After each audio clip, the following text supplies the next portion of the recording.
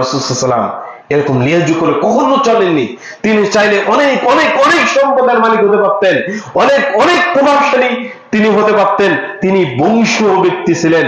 সবগুলোকে বিসর্জন দিয়ে আল্লাহ রাসূল সাল্লাল্লাহু আলাইহি ওয়াসাল্লাম তাগুত মুক্ত রেখেছেন নিজেকে, এবং তিনি সাহাবায়ে কেরামকে তাগুত সম্পর্কে হুঁশিয়ার করেছেন। আজকে আমরা ওটার সাথে সম্পৃক্ত। সামান্য একটা জেলা উপজেলার নেতা হবো, এই জন্য মানে লিয়াজু করে চলতেছি। কি আশ্চর্য! এই উলামা কেরাম দিয়ে জাতির কি হবে?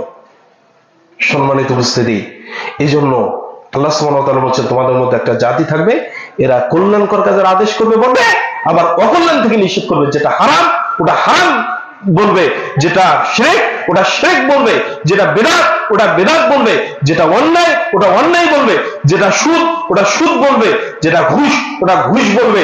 সম্মানিত উপস্থিতি, এই জাতি তৈরি করতে হবে আমাদের।